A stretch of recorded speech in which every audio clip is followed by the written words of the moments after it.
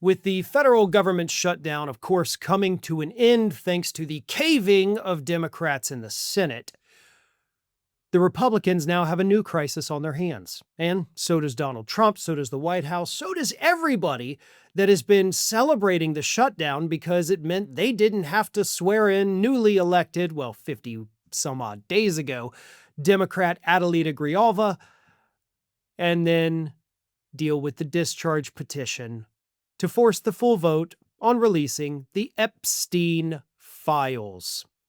With the government reopening, there is absolutely nothing that Republican House Speaker Mike Johnson can do anymore to prevent the swearing in of Grivalja, which he said this week is gonna happen.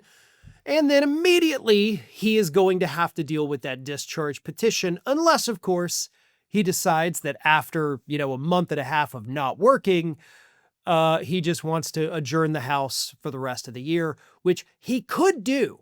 I want everybody to understand that. He could and might do it. I mean, after all, they do have a lot of vacation coming up with the December break, the Thanksgiving break, so he may just say, screw it, we're done for the year, to avoid the vote on the discharge petition to get the Epstein files out there. But there's a lot of other things that could happen too. More on it in just a second, but first a word from today's video sponsor. By now, you know Trump's big, beautiful bill has passed. But almost no one's reporting how ICE will get nearly $40 billion of our tax money each year, making it the most heavily funded law enforcement agency in U.S. history. That's more money than most nations spend on their entire military. So much of our media is either missing the worst of this bill or twisting the language so you think it's all in your best interest. But we've seen the ICE raids ramping up. Now Trump's openly threatening to deport U.S. citizens. This should be the biggest story in America, yet it's buried. Making ground news essential right now is what all of this is doing. They're the only tool I've found exposing these blind spots in the media. By gathering the world's news in one place, organizing it by story, then analyzing just how far right and radical each unbiased source actually is, you get way more context than you ever would anywhere else. If we're being honest, we've seen Trump's power grabs throughout history. They said never again, and that means never again everywhere. And right now, it's happening here. So if you want to stay ahead on immigration, the economy, or simply finding the stories missing from your news feeds, Ground News has you covered. Their app and website is a smarter, more reliable way to stay informed at a time when MAGA is banking on us to stay distracted.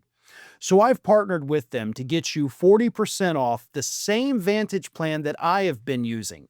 That comes out to $5 a month for unlimited access to everything I've mentioned and so much more. Just go to ground.news/Farron or scan the QR code to subscribe.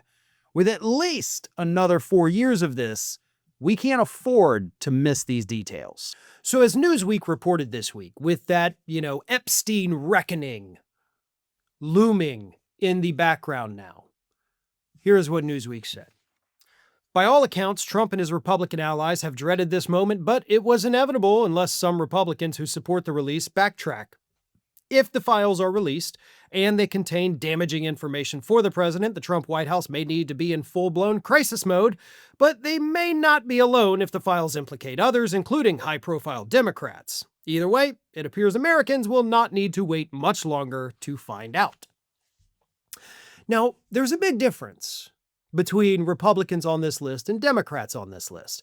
First and foremost, obviously, we're talking about Bill Clinton.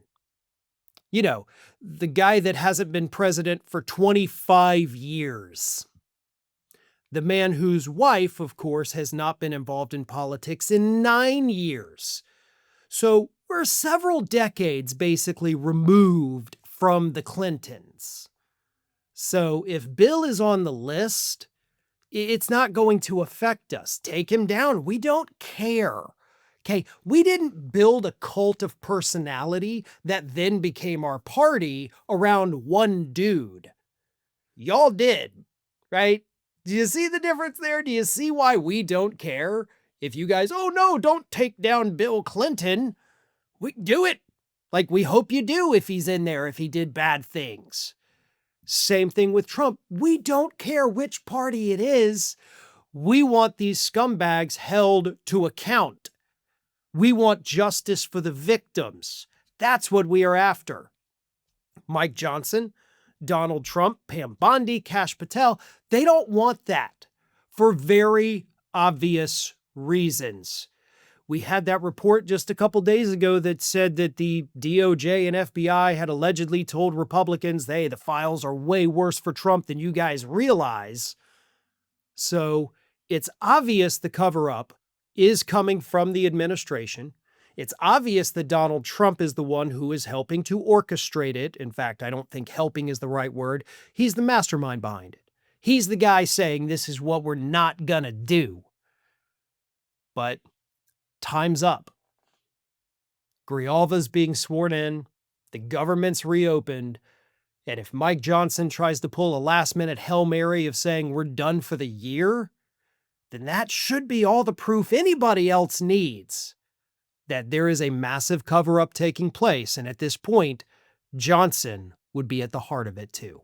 Thanks for watching, everyone. You know, we're inching closer and closer to 1 million subscribers, and we're aiming to hit that goal before the year closes. So if you aren't subscribed to the channel, please do so, and don't forget to like, comment, and share. Thanks for joining us as we head towards this huge milestone.